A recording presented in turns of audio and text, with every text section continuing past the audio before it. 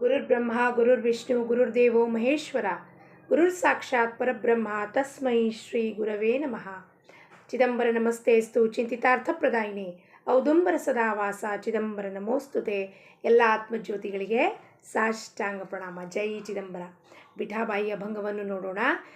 ಚಿದಂಬರ ರಾಜ ಹೇಚಿ ಮಾಜಿ ಪೂಜಾ ಮಾನಸ ಭಂಗವನ್ನು ಹೆಂಗೆ ನೋಡಿದ್ವು, ಆ ಮಾನಸ ಪೂಜೆ ಬಗ್ಗೆ ವಿಠಾಬಾಯಿ ಏನು ಹೇಳ್ತಾಳಪ್ಪ ಅಂದರೆ, ಮಾನಸ ಪೂಜೆ ಏನಿದೆಯಪ್ಪ ಅದು ಹೈಯೆಸ್ಟ್ ಲೆವೆಲ್, ಅದು ಹೈಯೆಸ್ಟ್ ಲೆವೆಲ್ ಆಫ್ ಪೂಜಾ. ಅಂದರೆ ಅಲ್ಲಿ ಬಾಹ್ಯವಾಗಿ ನಮ್ಮನ್ನು ನಾವು ಕಟ್ ಆಫ್ ಮಾಡ್ಕೋತೀವಿ, ಎಲ್ಲ ಮನಸ್ಸು ದೇಹ ಇಂದ್ರಿಯದಿಂದ ನಾವು ಕಟ್ ಆಫ್ ಮಾಡಿಕೊಂಡು ಕೇವಲ ಆ ನಿರಾಕಾರ ಸ್ವರೂಪದ ಧ್ಯಾನ ಇರುತ್ತೆ. ಅದಕ್ಕೆ ಮಾನಸ ಪೂಜಾ ಅಂತ ಅಂತಾರೆ. ಈಗ ಮಾನಸ ಪೂಜಾ ಮಾಡಬೇಕು ಅಂದರೆ ನಾವೇನು ಮಾಡಬೇಕಪ್ಪ, ಮೊದಲು ಬೇಸಿಕ್ಕಿಂದ ಹೋಗಬೇಕು.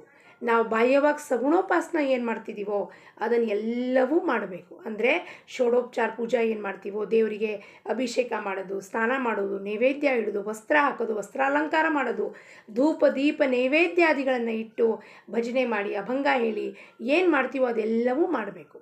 ಆದರೆ ಅದೇ ಅಲ್ಟಿಮೇಟ್ ಅಲ್ಲ. ಬರ್ತಾ ಬರ್ತಾ ಬರ್ತಾ ಬರ್ತಾ ನಮ್ಮ ನಾಮಸ್ಮರಣೆ ಹೆಂಗೆ ಆಗ್ತಾ ಹೋಗುತ್ತೋ, ಮನಸ್ಸು ಏಕಾಗ್ರ ಆಗ್ತಾ ಹೋಗುತ್ತವಾಗ ಇದು ಎಲ್ಲ ನಾವು ಬಿಡ್ತಾ ಹೋಗ್ತೀವಿ. ಅಂದರೆ ಇದನ್ನು ಏನು ಮಾಡ್ತಿದ್ದೀವೋ, ಬಿಡೋದು ಅಂದರೆ ಏನಪ್ಪ, ನೀವು ಅವಾಗ ಆ ಪೂಜೆನ ಹೆಂಗೆ ಮಾಡ್ತೀರಪ್ಪ ಅಂದರೆ, ನಿಮ್ಮ ದೇಹ ಬುದ್ಧಿ ಮನಸ್ಸು ಚಿತ್ತ ಎಲ್ಲ ಏಕಾಗ್ರ ಆಗಿ ಒಂದೇ ಜಾಗದಲ್ಲಿ ಕೂತಿರುತ್ತೆ. ಅಂದರೆ ದೇಹನೂ ಅಲ್ಲೇ ಕೂತಿರುತ್ತೆ. ದೇಹ ಪೂಜಾ ರೂಮಲ್ಲಿ ಕೂತಿದ್ರೆ ಮನಸ್ಸು ಎಲ್ಲೆಲ್ಲೋ ಹರಿದಾಡ್ತಿರೋದಿಲ್ಲ. ಮನಸ್ಸು ಕಿಚನ್ನಲ್ಲಿ, ಅಥವಾ ಯಾರೋ ಮಗ ಏನು ಮಾಡ್ತಿದ್ದಾನೆ, ಮಗಳೇನು ಮಾಡ್ತಿದ್ದಾಳೆ, ಕಾಲೇಜ್ಗೆ ಹೋದ್ಲೋ ಇಲ್ಲೋ, ಯಾರ್ದೋ ಫೋನ್ ಬಂತು, ಆ ಕಡೆ ಲಕ್ಷ್ಯ ಹೋಗೋದಿಲ್ಲ. ಅಲ್ಲಿವರೆಗೂ ಏನಾಗತ್ತಪ್ಪ, ನಾವೇನು ಮಾಡ್ತಿದ್ದೀವೋ ದೇಹದಿಂದ ಪೂಜೆ ಮಾಡಿದ್ದೆಲ್ಲ ವ್ಯರ್ಥ ಆಗತ್ತೆ ಅಂತ ವಿಠಾಬಾಯಿ ಹೇಳ್ತಾಳೆ. ಮಾನಸ ಪೂಜೆ ಅಲ್ಟಿಮೇಟ್ ಪೂಜಾ ಅಂತಾಳೆ. ಆದರೆ ಈ ದೇಹದಿಂದ ನೀವೇನು ಮಾಡ್ತೀರೋ ಎಲ್ಲ ಪೂಜಾ ಅವಳು ಅಂತಾಳೆ, ಅದು ವ್ಯರ್ಥ ಇದೆ. ಯಾಕೆ ವ್ಯರ್ಥನಪ್ಪ, ನಾವು ದೇಹದಿಂದ ಕೂತಿದ್ದೀವಲ್ಲ ಪೂಜಾ ರೂಮಲ್ಲಿ, ದೇವ್ರ ಮನೆಯಲ್ಲಿ ಕೂತಿದ್ದೀವಿ, ಆದರೆ ಮನಸ್ಸು ಏನು ಮಾಡ್ತಿದೆ, ಹತ್ತಾರು ಕಡೆ ಹರಿದಾಡ್ತೀವಿ. ಆಫೀಸಿಗೆ ಹೋಗಬೇಕು, ಟೈಮ್ ಆಯಿತು, ಸ್ಕೂಲಿಂದ ಫೀಸ್ ಕಟ್ಟಬೇಕಾಗಿತ್ತು, ಈಗ ಬೇಗ ಬೇಗ ಬಾಸ್ ಹೋಗಲಿಲ್ಲ ಅಂದರೆ ಅದೇನೋ ಟಾರ್ಗೆಟ್ ಅಚೀವ್ ಮಾಡಬೇಕಾಗಿತ್ತು. ದೇಹ ಮಾತ್ರ ಇಲ್ಲಿದೆ, ಮನಸ್ಸು ಹರಿದಾಡ್ತಿದೆ. ಆವಾಗ ನಾವು ಎಷ್ಟೇ ಪೂಜೆ ಮಾಡಿದ್ರೂ ಅದೆಲ್ಲವೂ ವ್ಯರ್ಥ ಅಂತಾಳೆ. ಅದಕ್ಕೆ ಅವಳೇನು ಹೇಳ್ತಾಳೆ, ನಾವು ಹೆಂಗೆ ಪೂಜೆ ಮಾಡಬೇಕಪ್ಪ, ದೇಹ ಬುದ್ಧಿ ಮನಸ್ಸು ಎಲ್ಲವೂ ಒಂದೇ ಜಾಗದಲ್ಲಿ ಏಕಾಗ್ರ ಚಿತ್ತದಿಂದ ಮಾಡಿ ಅದಕ್ಕೆ ಹೆಚ್ಚು ಹೆಚ್ಚು ಹೆಚ್ಚು ಹೆಚ್ಚು ನಾವು ನಾಮಸ್ಮರಣೆ ಮಾಡಬೇಕು. ಏನು ಹೇಳ್ತಾಳೆ ವಿಠಾಬಾಯಿ, ನಾವೆಲ್ಲರೂ ಸೇರಿ ನೋಡೋಣ.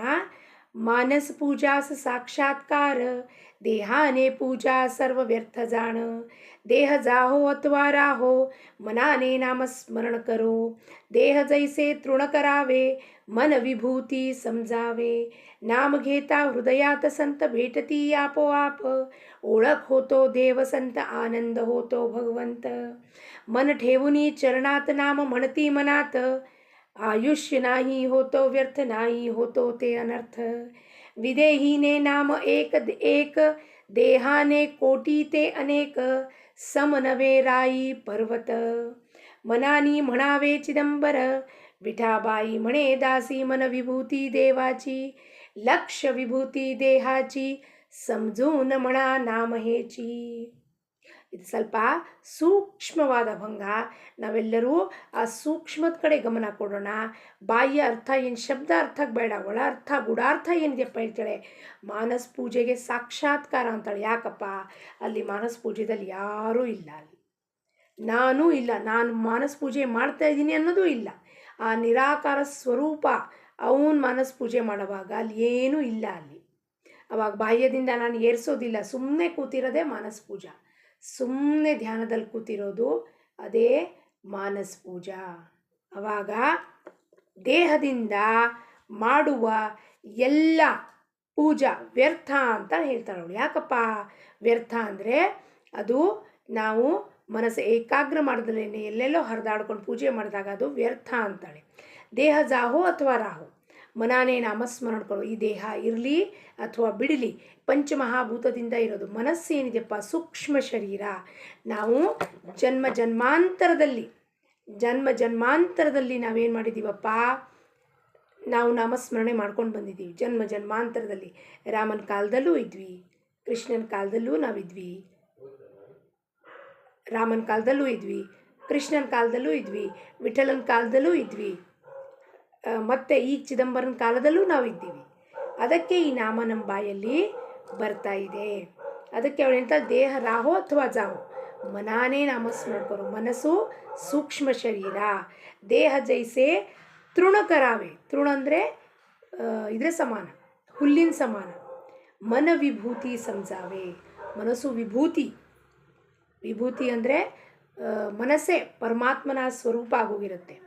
ಅದಕ್ಕೆ ಅವ್ರು ಏನಂತಾರೆ, ದೇಹ ಹೆಂಗಿದೆಯಪ್ಪ, ಹುಲ್ಲಿನ ಸಮಾನ ಇದೆ, ಒಂದು ಸಣ್ಣ ಹುಲ್ಕಡ್ಡಿ ಸಮಾನ. ಇದಕ್ಕೆ ಎಷ್ಟು ಮಹತ್ವ ಕೊಡ್ತೀರಾ ನೀವು? ಆದರೆ ಮನಸ್ಸೇನಿದೆಯೋ, ಮನಸ್ಸಿನ ಸಾಮ್ರಾಜ್ಯ, ಮನಸ್ಸು ವ್ಯಾಪಕ. ಅದು ವಿಭೂತಿ ಸಮಜಾವೆ. ವಿಭೂತಿ ಅಂದರೆ ದೈವಿ ಗುಣ. ಅದು ಮನಸ್ಸು. ಆ ಮನಸ್ಸು ಯಾವುದು ನಾವು ಪ್ರಪಂಚದಲ್ಲಿದ್ದಾಗ ಅದು ಹೊರಳಾಡ್ತಿರುತ್ತೆ, ಒದ್ದಾಡ್ತಿರುತ್ತೆ, ಬಂಧನಕ್ಕೆ ಕಾರಣ. ಅದೇ ಮನಸ್ಸು ಭಗವಂತನ ಕಡೆ ಹೊರಳುತ್ತೆ, ವಿಭೂತಿ ಆಗುತ್ತೆ, ದೈವತ್ವದ ಕಡೆ ಆ ಮನಸ್ಸು ಹೋಗುತ್ತೆ. ನಾಮಘೇತ ಹೃದಯಾತ ಸಂತ ಭೇಟತಿ ಆಪೋ ಆಪೋ. ಈ ಹೃದಯದಲ್ಲಿ ನಾವು ಯಾವಾಗ ಮನಸ್ಸಿನಲ್ಲಿ ನಾಮ ತಗೊಳ್ತಾ ಹೋಗ್ತೀವೋ, ಸಂತರು ತಾವಾಗೆ ತಾವು ನಮ್ಮನ್ನು ಭೇಟಿ ಕೊಡ್ಲಿಕ್ಕೆ ಬರ್ತಾರೆ. ಯಾವುದಾದ್ರು ರೂಪದಲ್ಲಿ ಬರ್ತಾರೆ ಅವರು. ಸತ್ಸಂಗದಲ್ಲಿ ರೂಪದಲ್ಲಿ ಆಗ್ಬೋದು, ಸದ್ಗ್ರಂಥ ರೂಪದಲ್ಲಿ ಆಗ್ಬೋದು, ಯಾವುದೋ ಸ್ತೋತ್ರ ರೂಪದಲ್ಲಿ ಸಂತ ಹೇಳ್ತೀವಿ. ಶಂಕರಾಚಾರ್ಯ ವಿರಚಿತ, ರಾಜಾರಾಮ್ ವಿರಚಿತ, ಶಿವಶಾಸ್ತ್ರಿ ವಿರಚಿತ, ಹಾಗೆ ಯಾವುದಾದ್ರು ಸ್ತೋತ್ರ ರೂಪದಲ್ಲಿ, ಯಾವುದಾದ್ರು ಸದ್ಗ್ರಂಥ ರೂಪದಲ್ಲಿ ನಮ್ಮ ಕಣ್ಮುಂದೆ ಬಂದು ನಮಗೆ ಅವ್ರು ತಾವಾಗಿ ತಾವು ಭೇಟಿ ಕೊಡ್ತಾರೆ. ಯಾವುದಾದ್ರು ಫೋಟೋ ಸಿಗ್ಬೋದು, ಯಾರು ಸದ್ಗುರುಗಳು ಸಿಗ್ಬೋದು, ಏನಾರು ಯಾರು ಬೇಕಾದವ್ರು ಸಿಗ್ಬೋದು.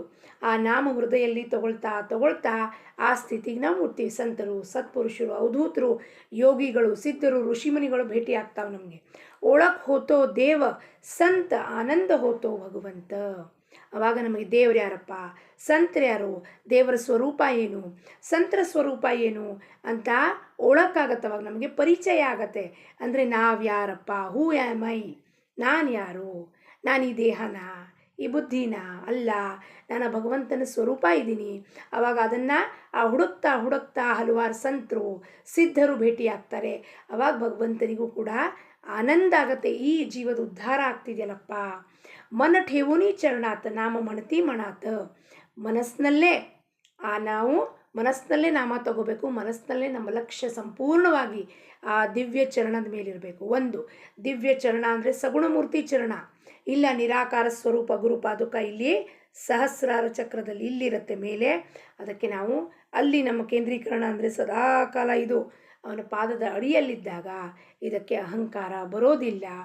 ನಾಮ ಮಣತಿ ಮನಾತ, ಮನಸ್ಸಿಂದ ಅವನ ಜೊತೆ ಗಂಟು ಕಟ್ಕೊಂಡ್ಬಿಡ್ಬೇಕು. ಏಕಾಗ್ರ ಅವನ ಜೊತೆ ಗಂಟು ಕಟ್ಕೊಂಡ್ಬಿಟ್ಟು ದೇಹದಿಂದ ಪ್ರಪಂಚದ ಕೆಲಸಗಳನ್ನು ಮಾಡಬೇಕು. ಆಯುಷ್ಯ ನಾಹಿ ಹೋತೋ ವ್ಯರ್ಥ, ನಾಹಿ ಹೋತೋ ಅನರ್ಥ. ಒಮ್ಮೆ ಈ ಮನಸ್ಸಲ್ಲಿ ಅವನ ಜೊತೆ ಗಂಟು ಕಟ್ಕೊಂಡ್ರೆ ಏನಾಗತ್ತಪ್ಪ, ನಮ್ಮ ಆಯುಷ್ಯ ವ್ಯರ್ಥ ಆಗೋದಿಲ್ಲ, ನಮ್ಮ ಅನರ್ಥನೂ ಆಗೋದಿಲ್ಲ. ಏನಾಗತ್ತೋ ಎಲ್ಲ ನಮ್ಮ ಒಳಿತಕ್ಕೆ ಆಗತ್ತೆ. ಒಂದು ಕ್ಷಣವೂ ಯಾರು ನಾಮ ತಗೋತಾರೋ ಅವ್ರ ಜೀವನ ಬಾಹ್ಯವಾಗಿ ಬೇರೆಯವ್ರಿಗೆ ಜೀವನ ನೋಡಿದಾಗ ಏನರಪ್ಪ ಇವ್ರ ಜೀವನದಲ್ಲಿ ಇವ್ರಿಗೇನು ಕಷ್ಟನೇ ಕಷ್ಟ ಇದೆ ಅಂತ ಜನಕ್ಕನ್ಸತ್ತೆ. ಆದರೆ ಅವರು ಸದಾ ಆನಂದದಲ್ಲಿರ್ತಾರೆ. ಯಾಕೆಂದರೆ ಅವ್ರು ಸದಾ ಭಗವಂತನ ಜೊತೆಗಿರ್ತಾರೆ. ಆ ತ್ರೈಲೋಕ್ಯದ ಒಡೆಯ ಯಾರ ಇಚ್ಛಾ ಮಾತ್ರದಿಂದ ನಿಮಗೆಲ್ಲವನ್ನೂ ಕೊಡ್ಲಿಕ್ಕೆ ರೆಡಿ ಇರ್ತಾನೋ ಅವನು ನಿಮ್ಮ ಜೊತೆಗಿದ್ದಾನೆ. ಅಂದಮೇಲೆ ಪ್ರಪಂಚದ ಒಂದು ಕೆಲವು ತುಚ್ಛ ವಸ್ತು ನಿಮ್ಮ ಹತ್ರ ಇಲ್ಲ ಅಂದರೆ ಅದಕ್ಕೆ ಅವರು ಸಂತರು ಏನಂತಾರೆ, ಸಂತರದ ಬಗ್ಗೆ ತಲೆನೇ ಕೆಡಿಸ್ಕೊಳ್ಳೋ, ಎಲ್ಲ ಕಳಚಿ ಬಿಸಾಕ್ಬಿಟ್ಟಿರ್ತಾರೆ. ಓವಾಳುವನು ಸಂಡಿಯೇ ಇಲ್ಲ, ಎಲ್ಲವೂ ನಿವಾಳಿಸಿ ಭಗವಂತನ ಮೇಲೆ ಬಿಸಾಕಿ ನೀನಿದೆಯಾ ಅಂದಮೇಲೆ ನನ್ನ ಜೊತೆಗೆ ಇನ್ಯಾರು ಬೇಕಾಗಿದೆಯಪ್ಪ, ಇನ್ಯಾರೂ ಬೇಕಾಗಿಲ್ಲ. ವಿದೇಹಿನೇ ನಾಮ ಏಕ. ಆ ಸ್ಥಿತಿ ವಿದೇಹ ಸ್ಥಿತಿಯಿಂದ ಸಂಪೂರ್ಣ ಅವನಿಗೆ ಸಮರ್ಪಣ ಮಾಡಿದ್ಮೇಲೆ ಅವಾಗ ಒಮ್ಮೆ ನೀವು ಚಿದಂಬರ ಅಂದರೆ ಸಾಕು. ಅವಾಗ ಅದು ದೇಹದಿಂದ ನೀವು ಕೋಟಿ ಜಪ ಮಾಡಿರಿ. ಒಮ್ಮೆ ನೀವು ಒಂದು ಸತಿ ಚಿದಂಬರ ಅಂದರೆ ಅದು ಕೋಟಿ ಜಪಕ್ಕೆ ಸಮಾನ. ನಿಮ್ಮ ದೇಹದಿಂದ ಕೋಟಿ ಜಪ ನೀವು ಎಷ್ಟು ಜೋರಾಗಿ ಮಾಡ್ತೀರೋ ಅದು ಕೋಟಿ ಜಪಕ್ಕೆ ಒಮ್ಮೆ ಚಿದಂಬರ ಅಂದರೆ ಆಗತ್ತೆ, ಸಮ ಆಗತ್ತದು. ಯಾವಾಗ ವಿದೇಹದಿಂದ ತಗೊಂಡಾಗ. ಅದಕ್ಕೆ ಸಮನವೇ ರಾಯಿ ಪರ್ವತ. ರಾಯಿ ಅಂದರೆ ರಾಯಿ ಪರ್ವತ. ಈಗ ಸಾಸಿವೆ ಮತ್ತು ಪರ್ವತಕ್ಕೆ ಹೋಲಿಕೆ ಮಾಡಲಿಕ್ಕಾಗತ್ತಾ? ಹಾಗೆ ವಿದೇಹ ನಾಮಸ್ಥಿತಿ ಅಂದರೆ ಹೆಂಗೆ? ವಿದೇಹ ನಾಮಸ್ಥಿತಿ ಅಂದರೆ ಒಂದು ಬಾರಿ ಎಲ್ಲವೂ ಈ ದೇಹ ಮನಸ್ಸು ಬುದ್ಧಿ ಇಂದ್ರಿಯ ಎಲ್ಲ ಸ್ತಬ್ಧ ಮಾಡಿ ದೇಹ ಭಾವ ಹೋದಾಗ ಒಮ್ಮೆ ನೀವು ಪ್ರೀತಿಯಿಂದ ಚಿದಂಬರ ಅಂತ ಕೂಗಿದ್ರೆ ಸಾಕು, ಅವನು ಓಡ್ ನಿಮ್ಮ ಹತ್ರ ಬರ್ತಾನೆ. ಅದು ನೀವು ದೇಹದಿಂದ ಈ ಕೋಟಿ ಜಪ ಮಾಡಿ ಅದು ಏನು ಸಮ ಆಗೋದಿಲ್ಲ. ಮನಾನೇ ಮಣಾವೇ ಚಿದಂಬರ, ಮನಸ್ಸಿಂದ ಚಿದಂಬರ ಚಿದಂಬರ ಚಿದಂಬರ ಅಂತೀರಿ. ವಿಠಾಬಾಯಿ ಮಣೆ ದಾಸಿ ಮನ ವಿಭೂತಿ ದೇವಾಚಿ. ಮನಸ್ಸು ಯಾರು ಕೊಟ್ಟಿದ್ದಾನಪ್ಪ? ದೇವರೇ ಕೊಟ್ಟಿದ್ದಾನೆ. ಅಂದರೆ ಅದು ಯಾರ್ದಾಯಿತು? ಭಗವಂತಂದೇ ಆಯಿತು ಮನಸ್ಸು, ನಮ್ಮದು ಮನಸ್ಸಲ್ಲ ಅದು. ಆದರೆ ನಮಗೆ ಭ್ರಮೆ ಉಂಟಾಗಿ ನಾನು ಮಾಡ್ತಾ ಇದ್ದೀನಿ ಅನ್ನೋ ಭ್ರಮೆ. ಮನಸ್ಸು ವಿಭೂತಿ. ವಿಭೂತಿ ಅಂದರೆ ಬಹಳ ಒಂದು ದೊಡ್ಡ ವ್ಯಾಪಕ ಶಬ್ದ, ಅದು ಸಂಪೂರ್ಣವಾಗಿ ವ್ಯಾಪಕ ಇದೆ ಮನಸ್ಸು. ಆದರೆ ನಮಗದು ಅನ್ನಿಸ್ತಾನೆ ಇಲ್ಲ. ನಾವು ಲಿಮಿಟೆಡ್ ಮೈಂಡಲ್ಲಿ ಕೆಲಸ ಮಾಡ್ತಿದ್ದೀವಿ. ಈ ದೇಹ ನಾನು, ಈ ದೇಹ ನಾನು ಅಂದ್ಕೊಂಡು ಒದ್ದಾಡಿಕೊಂಡು, ಈ ದೇಹದಿಂದ ಬಿಟ್ಟು ಬಿಡುಗಡೆ ಹೊಂದಿದ್ರೆ ಇದು ಏನೇನೆಲ್ಲ ನೋಡಬಹುದು ಕಣ್ಣಲ್ಲಿ, ಈ ಒಳಗಿನ ಜ್ಞಾನಚಕ್ಷುವಿಂದ ಏನೇನು ತಿಳ್ಕೊಬೋದು, ಏನೇನು ನೋಡ್ಬೋದು, ಏನೇನು ಪಡ್ಕೋಬೋದು, ಭಗವಂತನ ಸಾನ್ನಿಧ್ಯ, ಅವನ ರೂಪ, ಅವನ ಸ್ವರೂಪನ ಅಂತ ಈ ಮನಸ್ಸಿಗೆ ಗೊತ್ತೇ ಇಲ್ಲ. ಅದು ಸುಮ್ಮನೆ ಲಿಮಿಟೆಡ್. ಇಷ್ಟು ನಾನು ಹುಟ್ಟಿದ್ದೀನಿ, ನನ್ನ ಹೆಸರಿದು, ನನಗೆ ಈ ಉಪಾಧಿ ಇದೆ, ನಾನು ಡಾಕ್ಟರ್ ಇದ್ದೀನಿ, ಇಂಜಿನಿಯರ್ ಇದ್ದೀನಿ, ನಾನು ಇಷ್ಟು ಗಳಿಸ್ತೀನಿ, ನನ್ನ ಹತ್ರ ಮನೆ ಇದೆ, ನಾನು 1-2 ಭಜನೆ ಮಾಡ್ತೀನಿ, ಮಾಹಿತಿ ಇಷ್ಟು ಲಿಮಿಟೆಡ್ ಇದೆ ಈ ಮೈಂಡ್ ಈಗ. ಆದರೆ ಅದು ಲಿಮಿಟೆಡಿಂದ ಆಚೆ ಅನ್ಲಿಮಿಟೆಡ್ ಆದರೆ ಪರಮಾತ್ಮ ಯಾರು?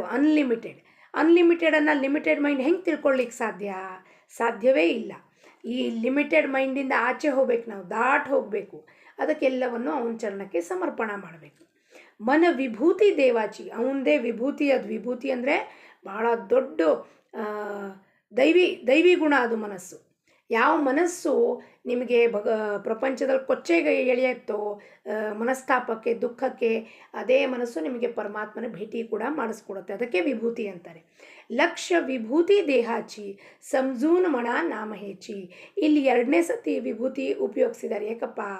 ಲಕ್ಷ ವಿಭೂತಿ ದೇಹಾಚಿ, ನಿನ್ನ ಲಕ್ಷ್ಯ ಈ ದೇಹದ ಕಡೆ ಇರಲಿ. ಯಾವ ದೇಹ? ಚರ್ಮದ ದೇಹ. ಯಾವುದು? ಸುಟ್ಟು ಬೂದಿಯಾಗಿ ವಿಭೂತಿಗತೆ, ಬೂದಿ ಪುಡಿ ಆಗೋಗತ್ತೆ ಈ ದೇಹ. ಇದಕ್ಕೆ ಇಷ್ಟೊಂದು ಬೆಲೆ ಕೊಡ್ತಿದ್ದೀರಾ, ಇದಕ್ಕೆ ಮಹತ್ವ ಕೊಡ್ತಿದ್ದೀರಾ, ಇಷ್ಟೊಂದು ಮಮತ್ವ ಮಾಡ್ತಿದ್ದೀರಾ ಅದ್ರ ಮೇಲೆ ಇದ್ರದ್ದು ಹೇಳ್ದಂಗೆ ಕೇಳ್ಕೊಂಡು, ಆ ಮನಸ್ಸು ಹೇಳ್ದಂಗೆ ಈ ದೇಹದ ಮೇಲೆ ಪರಿಣಾಮ ಮಾಡಿಕೊಂಡು, ಕಷ್ಟ ಕೊಟ್ಟು, ಎಲ್ಲೆಲ್ಲಿ ಬೇಕೋ ಅಲ್ಲೆಲ್ಲಿ ಹೋಗ್ಕೊಂಡು, ಮತ್ತು ಇಚ್ಛೆ ವಿರುದ್ಧವಾಗಿ ಮಾತಾಡಿ ಎಲ್ಲ ಕಷ್ಟ ಈ ದೇಹಕ್ಕೆ ಯಾಕೆ ಕೊಡ್ತೀರಪ್ಪ? ಅದನ್ನು ಅರ್ಥ ಮಾಡಿಕೊಂಡು ನಾಮವನ್ನು ತಗೊಂಡ್ರೆ ನೀವು ಆ ಮನಸ್ಸಿಂದ ಬಿಡುಗಡೆ, ಮನಸ್ಸಿನ ಪರಿಮಿತಿಯಿಂದ ಆಚೆ ಹೋಗಿ ನಿಮ್ಮ ಮನಸ್ಸು ದಿವ್ಯವಾದ ಮನಸ್ಸಾಗತ್ತೆ, ವಿಭೂತಿ ಮನಸ್ಸಾಗತ್ತೆ. ಅದಕ್ಕೆ ದೈವತ್ವ ಹೊಂದಿರೋ ಮನಸ್ಸು ಅಂತ ಹೇಳ್ತಾರೆ. ಅವಾಗ ಭಗವಂತನ ಗುಣಗಳು ನಿಮ್ಮಲ್ಲಿ ಕಾಣಿಸ್ತಾವೆ. ಎಂಥ ಗುಣ? ದಯಾ, ಕ್ಷಮ, ಶಾಂತಿ, ಎಲ್ಲರೊಡನೆ ಪ್ರೇಮ, ಸರ್ವಾಭೂತಿ, ಭೂತದಯ, ಚರಾಚರ ವಸ್ತು ಪ್ರಾಣಿ ಮೇಲೆ ನೀವು ಪ್ರೀತಿ ಮಾಡ್ತೀರಾ, ಭಕ್ತಿ ಮಾಡ್ತೀರಾ, ಭಗವಂತನ ಮೇಲೆ ಅಕಾರಣವಾಗಿ ಪ್ರೀತಿ ಮಾಡ್ತೀರಾ. ಅದಕ್ಕೆ ವಿಭೂತಿ ದೇವಾಚಿ ಅಂತ. ಮನ ವಿಭೂತಿ ದೇವಾಚಿ. ವಿಠಾಬಾಯಿ ಚರಣಕ್ಕೆ ಅಭಂಗನ್ನು ಅರ್ಪಿಸುತ್ತಾ ಸದ್ಗುರು ಚರಣಾರವಿಂದಾರ್ಪಣಮಸ್ತು. ಜೈ ಚಿದಂಬರ.